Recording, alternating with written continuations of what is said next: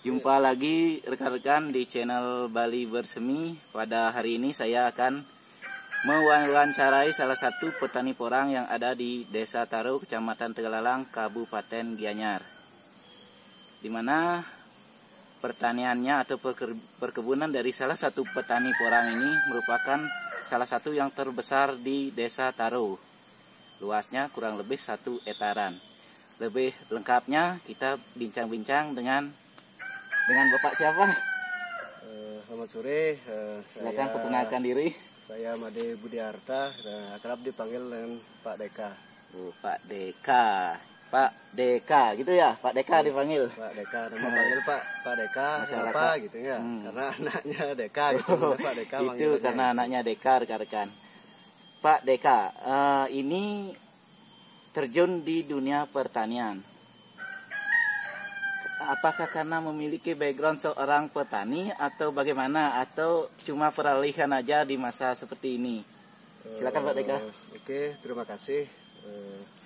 Mungkin dari awal basicnya saya sebagai memang sarjana pertanian gitu di sini. Sarjana pertanian. Tapi khususnya di porang, kenapa gitu? Mungkin akhir-akhir tahun ini, mulai tahun 2020, 2019, 2020, 2021, motivasinya kenapa porang gitu ya. Awalnya yang terjun di porang karena melihat memang kondisi lahannya di kebunnya saya ini adalah lahan yang kurang produktif. Kenapa gitu? Karena di atasnya banyak yang ada penaunya, ada pohon aren, yang rindang seperti ini ya, ada manggis, kemudian ada duren dan lain sebagainya. Terus di bawahnya beberapa waktu lalu pernah kita mencoba tanam jahe, kemudian sayur, cabai dan lain sebagainya. Nah, hasilnya kurang memuaskan. Jadi sebelum mendetail lagi ke tentang porang, kembali seperti yang tadi itu yang dijelaskan sebelumnya menanam jahe.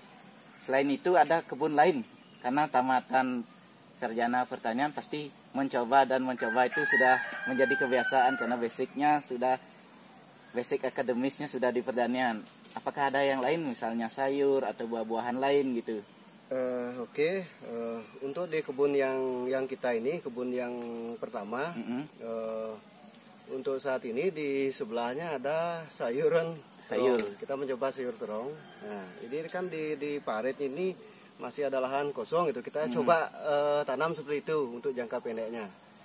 Terus untuk lahan yang ke berikutnya ada juga lahan. Di sana ada sayur juga ada gambas atau ada kol, terong juga ada gitu. Di sana mungkin kita mencari jangka pendek, jangka panjangnya di sana ada. Nah, itu kan sudah menanam. Ketika kita menanam sesuatu, tentu kita akan mengharapkan hasil. Ini sebelum ke porang ya. Pak Deka sudah mencoba untuk menanam sayur dan lain sebagainya. Bagaimana hasilnya gitu? Apakah sudah ada hasil? Untuk di sayur, mohon maaf ya, sayur lain sebagainya. Mungkin karena kurang fokus gitu ya. Mungkin karena kurang fokus, ada juga pekerjaan lain yang kita geluti gitu. Makanya untuk keberhasilan di sana mungkin kurang dari segi ekonominya kurang berhasil. Tapi dari segi tanam dan lain sebagainya jalan gitu ya. Berarti mungkin dari ya, segi ekonominya belum. Dari segi ekonomi atau pendapatan mungkin belum, tapi untuk konsumsi pribadi dan masyarakat sekitar sudah mungkin gitu ya. Ya, bisa dibilang sudah. Seperti itu. Ya, sekarang kita kembali lagi ke porang. Porang itu. Apa yang menginspirasi sehingga Pak Deka ini menanam porang? Pasti ada sesuatu dorongan atau yang menginspirasi. Apa itu Pak Deka? Ya, terima kasih. Ya seperti yang bilang tadi, yang sampaikan tadi, kita ingin memproduktifkan lahan-lahan yang memang kurang produktif gitu ya. Khususnya di Banjar Belong, Desa Taro, mungkin banyak kawasan yang memang belum terkelola dengan baik. Contohnya seperti di belakang saya ini, dulunya kurang produktif, sekarang kurang. Nah, salah satunya kita ingin mengoptimalkan lahan yang kurang produktif menjadi produktif dengan tanaman yang sesuai. Terus yang kedua, jelas dari segi ekonomi gitu ya. Motivasinya bukan sih karena karena mungkin bayangan kita sekali panen sekian juta dari sekian, bukan seperti itu gitu. Kita mengedukasi masyarakat seperti di awal, dari segi ekonomi mungkin jangka panjangnya ya hasil panennya kita harapkan mampu mengangkat pendapatan petaninya kita sendiri gitu. Itu motivasi awalnya selain produktif kan dari segi ekonomi itu. Tapi kenapa porang gitu? Iya, kenapa porang yang dipilih gitu kan? Sedangkan banyak lagi kan perkebunan yang lain gitu. Sekarang kenapa porang gitu? Kan ada banyak mungkin jeruk, tanaman produktif yang lainnya, ada jahe dan sebagainya. Kenapa porang gitu? Ini mungkin mengikuti tren. Mengikuti, di samping mengikuti tren juga motivasinya pertama itu dari Bapak mungkin yang sebutkan nama Pak Ide Forang, mungkin itu volunteernya Forang di Indonesia. Siapa? Untuk saat ini Pak Ide Forang. Forang dari mana Pak Ide Forang? Itu dari Jawa, dari Madiun, Jawa Tengah. Ya, dari Madiun. Motivasi pertamanya itu seorang pemulung. Dia sukses mengembangkan porang sehingga jadi miliarder ya, itu istilahnya. Dia sudah sukses. Ya mungkin Bapak siapa tadi? Pak Edi Forang. Pak Edi Forang, mungkin Pak Edi Forang ya, mungkin melihat tayangan ini salah satu anak didik Bapak mungkin yang termotivasi oleh kisah Bapak. Dia sudah berusaha untuk mengembangkan porang mulai dari nol, penanaman bibit, dan sekarang sudah berproses, tinggal menunggu hasilnya. Mudah-mudahan mengikuti jejak Pak Edi Forang. Baik, pertanyaan selanjutnya, untuk penanaman porang sendiri, Pak Deka sudah menanam seberapa luas untuk di wilayah seputaran Desa Taro ini? Mungkin totalnya semua ada hampir 1 hektar. Kemudian total dari tanamannya, dari jumlah tanamannya itu ada hampir sekitar 15.000 tanaman. 15.000 pohon. 15.000 pohon. Tapi seharusnya kalau kita memang lahannya lahan tidak ada naungan, lahan full, artinya lahan porang itu hampir 20-40 ribu tanaman bisa dalam 1 hektar. Tapi karena ada tanaman pohon yang lainnya, kita manfaat di sela-selanya itu, makanya jumlahnya sedikit gitu ya, karena cuma 15.000 dapatnya gitu. Kasihan juga untuk memotong lagi, ada kebun manggis di sini ya kita padukan istilahnya tumpang sari gitu.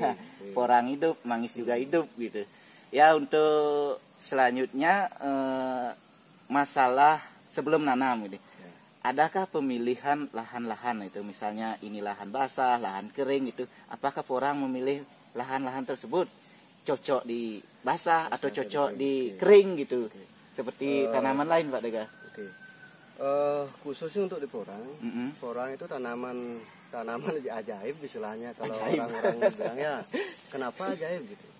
Karena kita tanam di bawah pohon, di bawah hutan itu kan tanpa ada sinar matahari langsung sebenarnya bisa tumbuh gitu. Nah, khusus lahan kering atau basah, sebenarnya basah, kering, tinggi tempat tuh bisa pengaruhi. Ini pengalaman dari teman-temannya kita yang lainnya, teman di wilayah tempat lainnya selain di Taro, banyak juga pengalaman lahan bekas sawah pun bisa gitu. Tinggal kita bagaimana cara mensterilkan lahannya itu ada caranya nanti gitu. Cara proses budidaya dari awal tuh kalau porang kondisinya seperti apa sih gitu. Mungkin salah satunya ada dari pH tanah. pH tanah sangat pengaruh juga ya. Itu sangat pengaruhi. Kalau porang dia tidak membutuhkan lokasi mungkin harus di lahan kering atau lahan basah. Bukan. Ya, kalau porang itu uniknya porang. Dimanapun bisa tumbuh. Ya seperti bilang tadi, pohon ajaib rekan-rekan. Seberapa ajaib, dimanapun dia bisa, di tempat basah bisa, di tempat kering pun bisa. Tadi saya tanyakan masalah lahan kering dan lahan basah untuk cocok atau tidaknya porang, dan tadi dikatakan dimanapun cocok karena disebut dengan tanaman ajaib. Selanjutnya setelah lahan kita berbicara tentang musim. Seperti tumbuhan lain kan beriringan atau terpengaruh dengan musim. Misalnya ada musim tanamnya, ada musim tumbuhnya atau buahnya atau gugurnya. Nah, untuk porang sendiri apakah ada musimnya juga atau tiap saat? Karena ajaib ya setiap saat ditanam gitu. Apakah ada musimnya juga? Nah, ajaibnya di sini juga teman-temannya. Ajaibnya porang di sini. Kadang-kadang ada yang tertarik, kita mau lihat YouTube misalnya, lihat video, termotivasi dengan hasilnya yang mereka sampaikan gitu. Tapi untuk pemula yang sarankan gitu ya, porang itu ada musimnya, ada masanya, masa tumbuhnya ada, masa dormanya ada, masa matinya, masa panen juga ada gitu ya. Ada masa istirahatnya juga ada, itu istilahnya.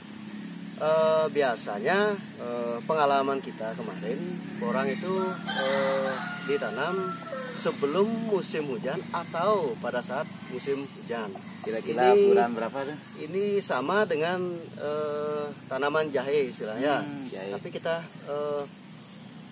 kalau dibilang bulannya, mungkin kalau kita di Banyarnya di sini di daerah Taro, mungkin Bali pada umumnya bulan 9, kalau hujannya sudah aktif, kemudian bulan 10, bulan 11 sampai bulan 12. Mungkin pengalaman saya di sana, mungkin dari tentang bulan 9 sampai dengan bulan 12 itu masa tanamnya porang.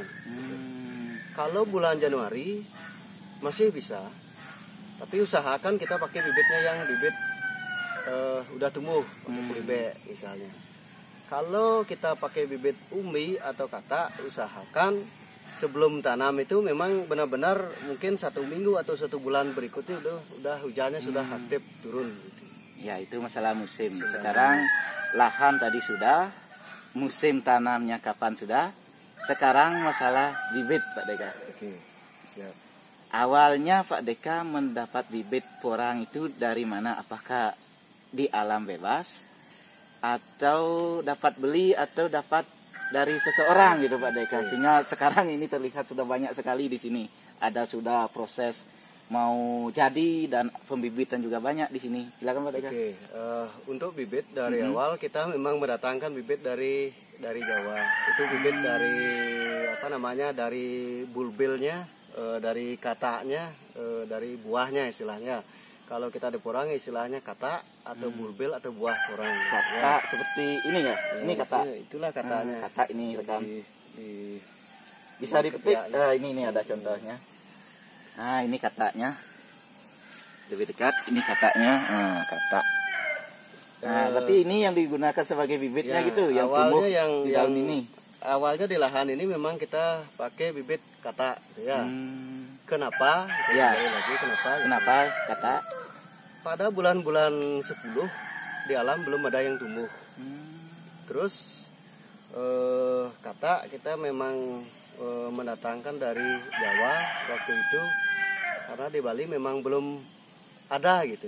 Yang jual bibit sekian kilo itu kebanyakan dari Jawa. Umpama kita membutuhkan 50 kilo misalnya untuk katak saja, itu di Bali memang belum ada yang menyuplai. Iya, mungkin dikit-dikit kalau ada di Bali, kebanyakan itu datangnya juga dari Jawa. Itu dia dari supplier dan lain sebagainya. Ya, dari segi harga mungkin juga udah lebih tinggi karena udah istilah Balinya udah yang kedua gitu. Kedua, mungkin kenangan ketiga gitu. Iya, itu dari pembibitan. Nah, seperti yang ada di channel saya ini, penelusuran tentang bibit porang yang lokal di sini ya Pak Deka. Mungkin Pak Deka sudah menonton.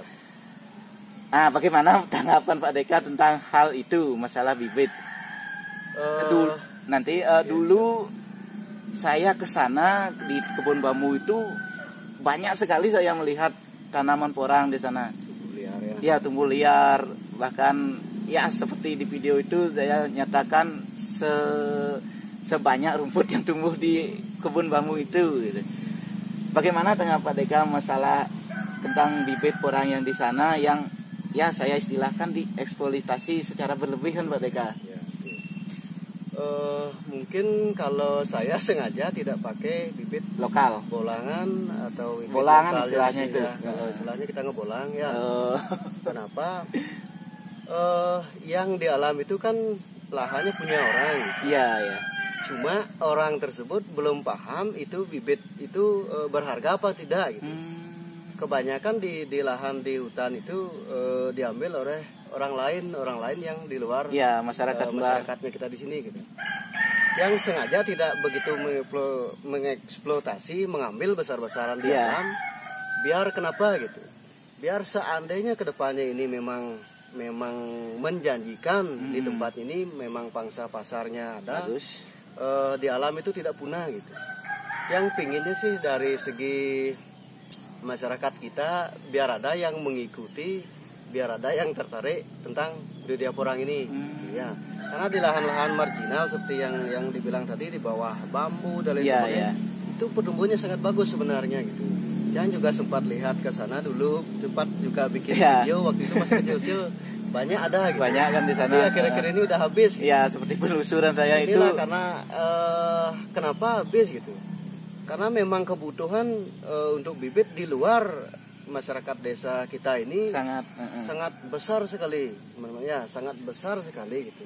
Tapi kebetulan masyarakat kita belum melek di sana gitu ya.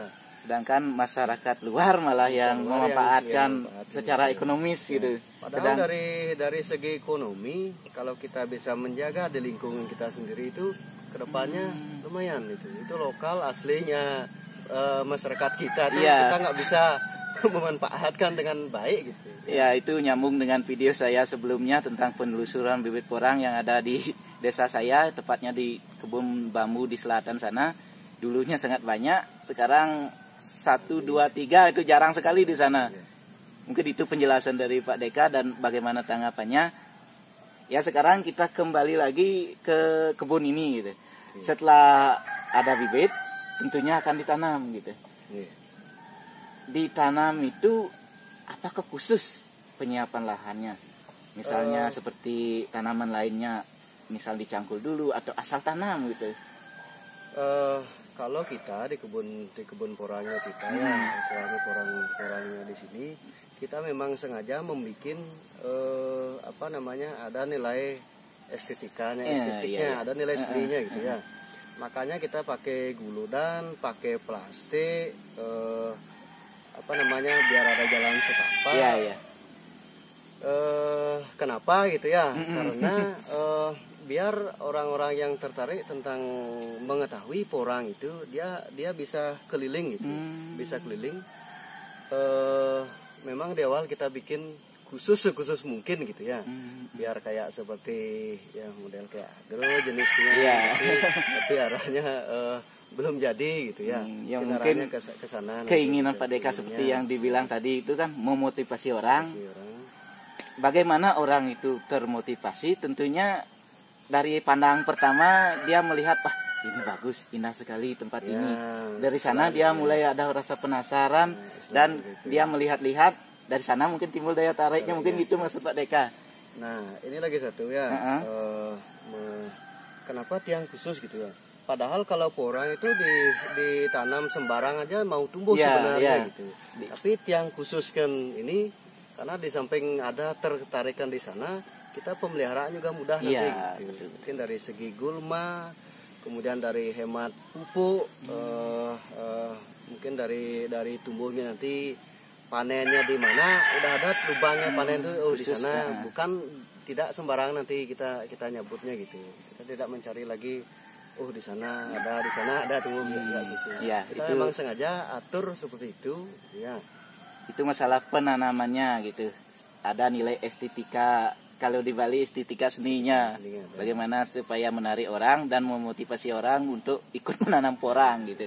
Setelah itu tadi juga sudah disinggung masalah pupuk gitu kan, tanaman atau pertanian identik dengan pemupukan itu. Apa ada pupuk-pupuk khusus untuk porang ini atau obat-obatan pertanian seperti sekarang ini ada khusus gitu untuk porang ini? Pada intinya khususnya kita di porangnya kebun kita ini, kita memang sama sekali tidak pakai pupuk kimia. Pupuknya ada ya.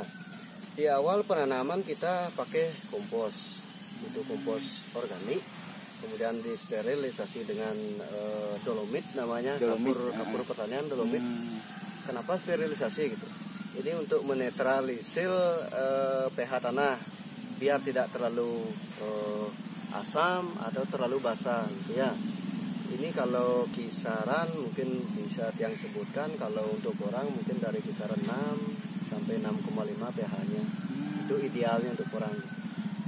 Tapi kembali lagi seperti tadi, porang itu dilempar aja tumbuh gitu. Iya. Tapi yang memang sengaja bikin porang itu intensif gitu. Memang sih dilempar aja tumbuh dimanapun tumbuh, tapi tumbuhnya tidak maksimal gitu. Iya. Yang dari awal kita pupuk kasih, kemudian dirawat rutin, mungkin disemprot, kemudian disiram. Mungkin kalau kata modelnya yang kecil seperti itu ya, mungkin kalau satu musim belum bisa tumbuhnya maksimal, mungkin 0,25 misalnya gram, mungkin satu musim belum bisa kalau kita tidak kelola dengan intensif atau maksimal. Nah kalau kita di sini di porangnya taruh ini, di samping kondisi tanahnya memang kita kondisikan sesubur mungkin dengan bahan organik.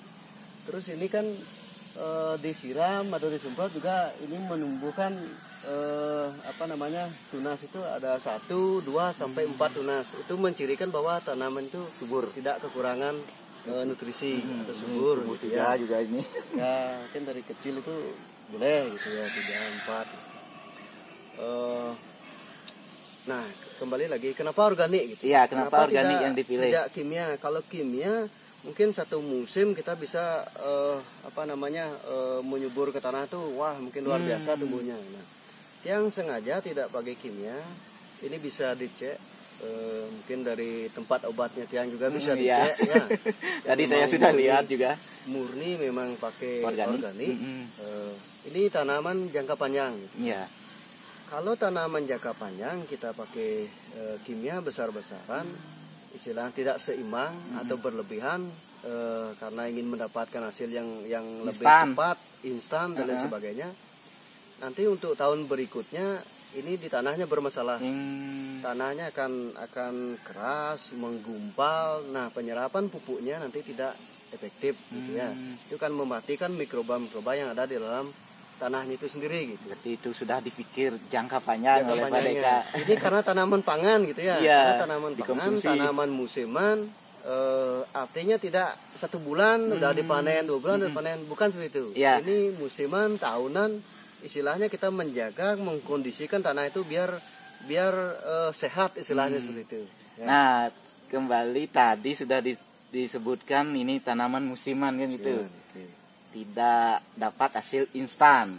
Nah, menurut pengalaman Pak Deka atau dari rekan-rekan sudah dapat sharing gitu, dari segini kecilnya, rekan-rekan, berapa tahun ini supaya bisa panen dan dimanfaatkan sebagai bahan pangan gitu? Mungkin bisa saya jelaskan.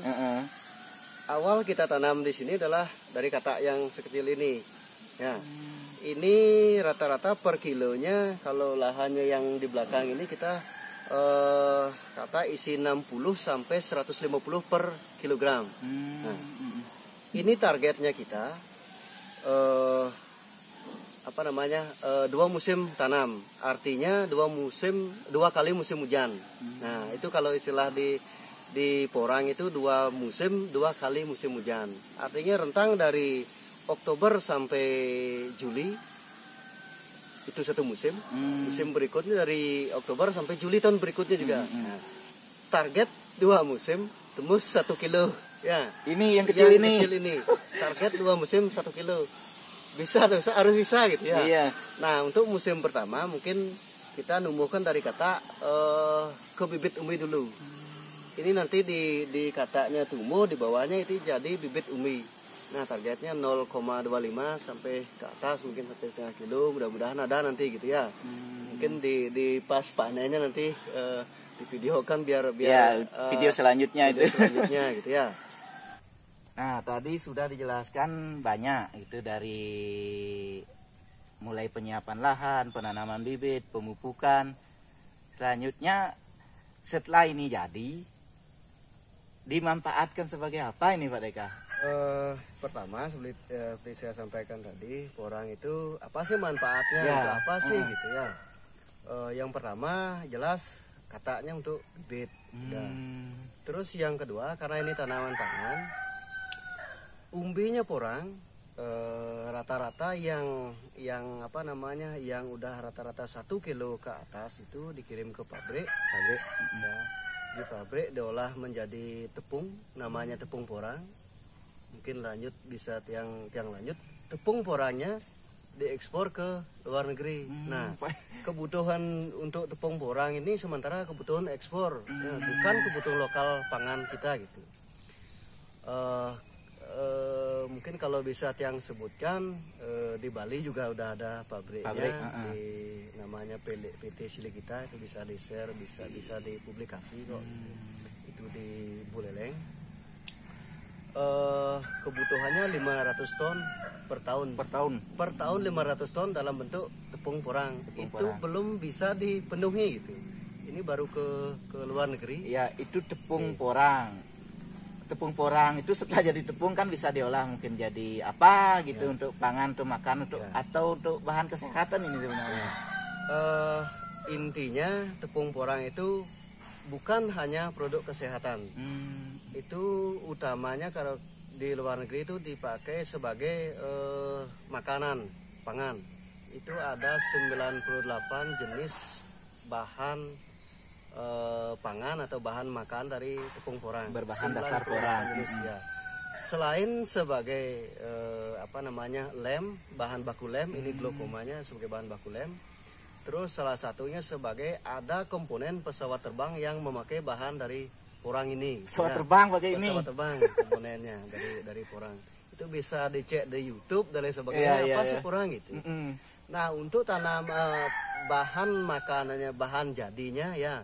Kalau di Indonesia masih jarang ada yang menjual khusus Indonesia gitu. Mungkin di daerah Jawa ada, tapi masih terbatas karena kita masih memenuhi produksi tepungnya ke luar negeri. Bahan pangannya kemarin saya beli ada namanya beras porang. Beras porang. Ini dipakai beras. Pakai beras shiratake ya. Beras shiratake. Terus ada mie porang juga. Mie porang. Ini ada mie basah, ada mie kering, mie shiratake juga namanya. Terus ada tahu porang. Tahu porang. Kuninyaku. 98 jenis bisa itu. Bahkan mungkin lebih. Mungkin lebih dari itu gitu. Luar biasa rekan porangnya. Tapi kebanyakan mereknya merek luar negeri ya. Merek-merek. Kuninyaku, shiratake, nah dari Jepang, kayak dari nama-nama Cina sama, Jepang ya. itu ya, berarti Jepang. Itulah. ini diekspor ke Jepang ini, dari segi nama produknya juga Jepang itu. Mungkin rantai pasarnya antara Jepang, Cina, dan kebutuhan sekarang juga ada Korea ya, itu kebutuhannya. Sungguh-sungguh pohon ajaib ini. 98 jenis bahan pangan dan kesehatan Produk, ya. atau bahkan lebih ini dapat dimanfaatkan dan dihasilkan dari porang. Sungguh luar biasa rekan. Baik Pak Deka, ini pertanyaan terakhir dan kita mungkin sambung di lain waktu. Setelah kita tadi menanam, tentunya setelah beberapa musim kita berharap dan berusaha untuk mendapatkan hasil. Setelah nanti ada hasil, di mana itu akan dibawa hasilnya? Karena asumsi saya dan sebagian besar masyarakat mungkin berpikir, apakah porangnya ini hanya di lingkaran pembibitan gitu? Ada yang beli bibit di sana, ngebolang di sana, dijual di sana gitu. Apa hanya sebatas lingkaran di pembibitan? Atau nanti ada yang membeli setelah sekian musim itu sudah besar dalam bentuk 1,5 kilo atau 1 kilo Pak Deka? Oke, khususnya kita porangnya yang di lahannya kita ini udah ada kontrak MOU-nya dengan pabrik 2 musim. musim pertama, mungkin ini yang musim pertama, mungkin musim berikutnya 2022 bulan Juli kurang lebihnya baru kita kemungkinan panen. Ini umbinya nanti akan dikirim langsung ke pabrik yang di PT Siligitanya yang di Beleleng. Yang di Beleleng itu. Ya, kita udah ada MOU-nya tadi. Makanya teman-teman atau masyarakat di sini di sekitar yang pingin membudidayakan porang, kita siap bantu gitu ya. Mungkin dari segi pembibitan, dari segi pemeliharaan, kemudian dari segi pemasaran juga. Jangan khawatir, Pak Ibu ya. Kita udah ada MOU atau kontraknya di atas kertas. Itu udah ada perjanjiannya istilah 6 bulan yang lalu, yang ingat betul di kantor Dirnon. Kontrak pertama ada 14 orang di Bali yang termasuk saya. Ya, mungkin dari komunitas lainnya saya juga belum tahu ya. Kenapa saya berani menanam dalam jumlah besar gitu. Padahal modalnya luar biasa loh. Dari bibit aja udah hampir 30-an. 30 juta. Dari bibit aja. 30-an dari sekian. Karena pas musimnya waktu itu bibitnya lumayan mahal. Kita harus beli juga dari gitu, Jawa tadi. Karena kontraknya sudah harus kita proses harus tanam. gitu ya. Makanya jangan khawatir gitu. Mungkin khususnya di masyarakat sekitar sini mengikuti pasar, kita siap beli nanti ya. Jangan khawatir ya, masyarakat hanya terpaku di pembibitan atau pencari bibit gitu Pak Deka, karena di sini di wilayah kita banyak sekali lahan-lahan yang kurang produktif gitu, hanya rumput-rumput gitu yang banyak, sehingga kedepannya saya dan Pak Deka atau rekan-rekan porang lainnya juga berharap kepada rekan-rekan semuanya yang terdekat di sini atau yang melihat video ini, jangan takut memelihara atau menanam porang gitu. Dari bibit sudah bisa dipasarkan, apalagi nanti sudah jadi hasil. Dan lebih bagusnya lagi ini ada MOU atau perjanjian, jadi jangan takut. Kita udah ada yang mengikat gitu, jadi jangan takut untuk memelihara porang gitu. Baik, terima kasih Pak Deka. Rekan, demikian bincang-bincang saya hari ini. Semoga ini menjadikan kita untuk menambah wawasan kita dalam bidang porang. Tentunya masih banyak yang awam bagaimana itu porang, dari segi pembibitan sampai pemasaran seperti wawancara saya tadi. Semoga rekan-rekan termotivasi dengan bincang-bincang saya ini, dan kita akan berlanjut lagi untuk video selanjutnya bagaimana penanamannya. Tentunya akan kita sambung di lain waktu. Terima kasih Pak Deka. Sampai jumpa rekan.